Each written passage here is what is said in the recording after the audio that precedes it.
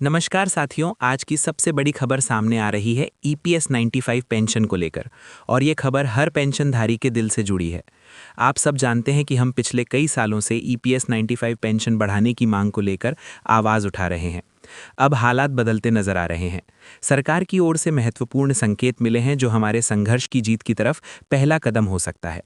इसलिए साथियों, अगर आपने अब तक हमारे चैनल ईपीएस 95 नेटवर्क को सब्सक्राइब नहीं किया है तो अभी सब्सक्राइब करें, वीडियो को ज़्यादा से ज़्यादा शेयर करें और हमारे इस आंदोलन को हर पेंशनर तक पहुंचाएं, क्योंकि ये सिर्फ एक खबर नहीं, ये हमारी उम्मीद, हमारा संघर्ष और हमारा हक है।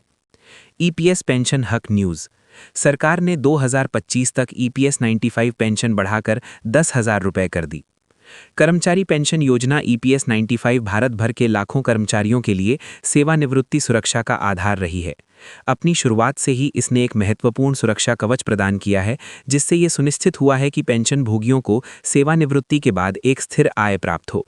2025 के लिए ईपीएस 95 पेंशन वृद्धि की घोषणा के साथ पेंशन भोगी अपने मासिक लाभों में उल्लेखनीय वृद्धि की उम्मीद कर सकते हैं।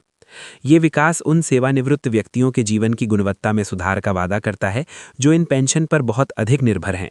इस लेख में हम इस वृद्धि के विवरण, इसके निहितार्थ और पेंशन भोगियों के लिए ये कदम क्यों महत्वपूर्ण है, इस पर चर्चा करेंगे। ईपीएस 95 और इसके महत्व को समझना। ईपीएस 95 को संगठित क्षेत्र के कर्मचारियों को पेंशन लाभ प्रदान करने के लिए कर्मचारी भविष्य निधि संगठन ईपीएफओ के एक भाग के रूप में शुरू किया गया था। कर्मचारी भविष्य निधि ईपीएफ, जो एक मुश्त सेवानिवृत्ति बचत है, के विपरीत ईपीएस कर्मचारी की सेवा के वर्षों की संख्या और वेतन के आधार पर मासिक पेंशन की गारंटी देता है। ये मासिक पेंशन सेवानिवृत्त लोगों के लिए आय का एक महत्वपूर्ण स्रोत है, खासकर उन लोगों के लिए जिनके पास नौकरी छोड़ने के बाद आय के कोई वैकल्पिक स्रोत नहीं है। ईपीएस 95 के तहत पेंशन राशि की गणना एक सूत्र के आधार पर की जाती है, जो पेंशन योग्य वेतन और पेंशन योग्य सेवा वर्षों को ध्यान में रखता है। समय के साथ मुद्रास्फीति और बढ़ती जीवन यापन लागतों ने सरकार के लिए पेंशन राशि में समय समय पर संशोधन करना अनिवार्य कर दिया है, ताकि पेंशन भोगियों को वास्तविक आय में नुकसान न हो। 2025 में पेंशन वृद्धि की घोषणा। पेंशन भोगियों की मांगों और जीवन यापन की बढ़ती लागत के मद्देनजर सरकार ने 2025 से ईपीएस 95 पेंशन राशि में वृद्धि की घोषणा की है। ये समायोजन आर्थिक कारकों, मुद्रास्फीति दरों और ईपीएफओ की वित्तीय स्थिति पर सावधानीपूर्वक विचार करने के बाद किया गया है।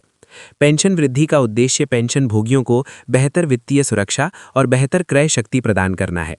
ये वृद्धि हाल के वर्षों में सबसे महत्वपूर्ण संशोधनों में से एक होने की उम्मीद है, जो वरिष्ठ नागरिकों और सेवानिवृत्त कर्मचारियों के समर्थन के लिए सरकार की प्रतिबद्धता को दर्शाती है। इस कदम को श्रमिकों के योगदान को मान्यता देने तथा ये सुनिश्चित करने की दिशा में एक सकारात्मक कदम के रूप में देखा जा रहा है कि वे अपनी सेवानिवृत्ति के वर्षों को सम्मानपूर्वक जी सकें। पेंशन वृद्धि का पेंशन भोगियों पर क्या प्रभाव पड़ेगा? पेंशन भोगियों के लिए ईपीएस 95 पेंशन में वृद्धि का अर्थ है हर महीने अधिक व्यय योग्य आय। ये अतिरिक्त आय बढ़ती स्वास्थ्य देखभाल लागत, मुद्रास्फीति से संबंधित मूल्य वृद्धि और दैनिक खर्चों को पूरा करने में मदद कर सकती है।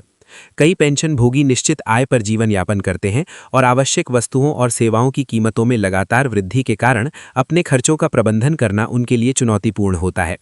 इस वृद्धि के साथ पेंशन भोगियों के पास इन वित्तीय आवश्यकताओं को अधिक आराम से पूरा करने के लिए एक सहारा होगा। इसके अलावा इस वृद्धि से सेवानिवृत्त लोगों के बीच वित्तीय तनाव कम होने और उनके समग्र कल्याण और मानसिक स्वास्थ्य में सुधार होने की उम्मीद है।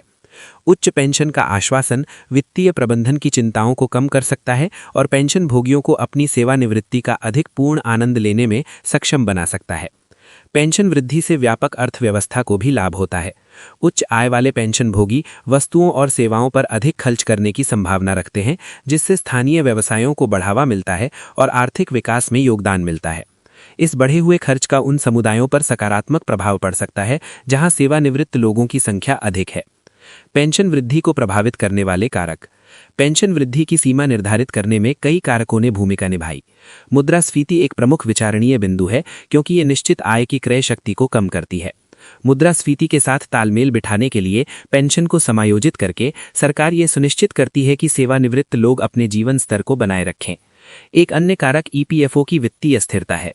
बढ़ी हुई पेंशन भुगतान को बनाए रखने की इस निधि की क्षमता इसके निवेश प्रदर्शन और वर्तमान कर्मचारियों व नियोक्ताओं के योगदान पर निर्भर करती है।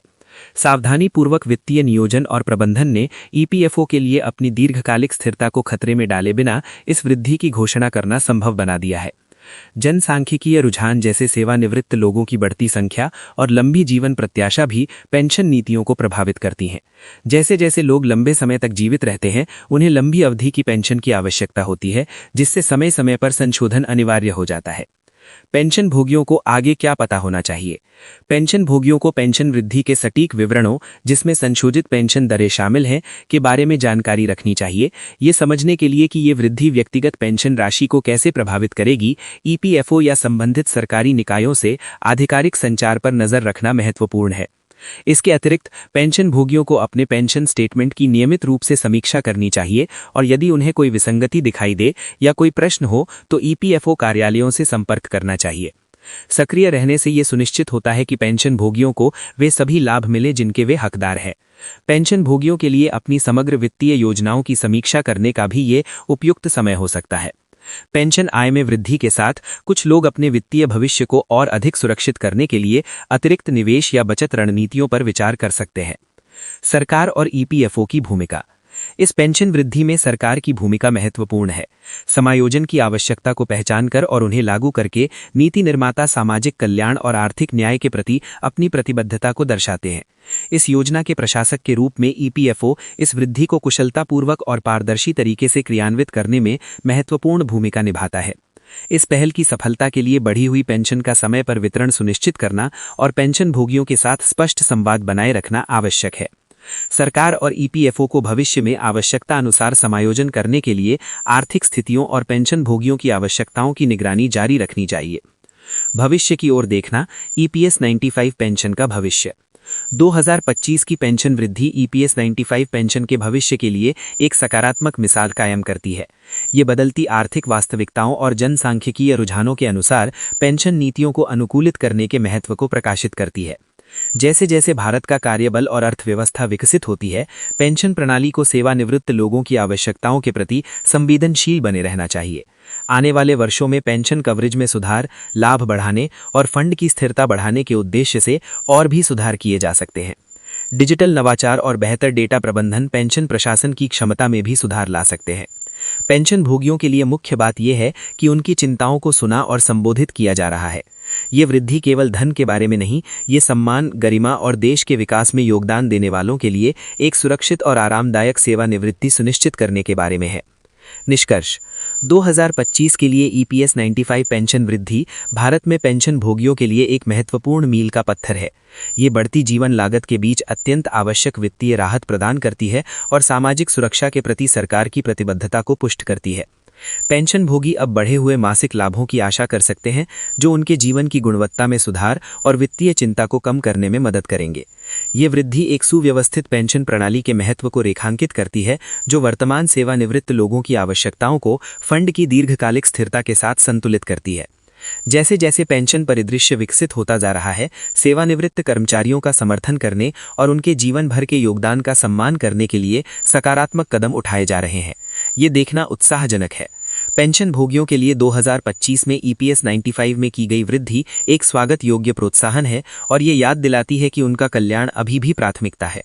उचित जागरूकता और सक्रिय भागीदारी के साथ पेंशन भोगी इस वृद्धि का अधिकतम लाभ उठा सकते हैं और एक अधिक सुरक्षित और सम्मानजनक सेवानिवृत्ति का आनंद ले सकते हैं। अस्वीकरण। इस लेख में दी गई जानकारी केवल सामान्य सूचनात्मक उद्देश्यों के लिए है और वित्तीय या कानूनी सलाह नहीं है। पाठकों को अपनी पेंशन या सेवानिवृत्ति योजना से संबंधित कोई भी निर्णय लेने से पहले ईपीएफओ जैसे आधिकारिक स्रोतों से विवरणों की पुष्टि करनी चाहिए और किसी योग्य प्रोफेशनल से परामर्श लेना चाहिए।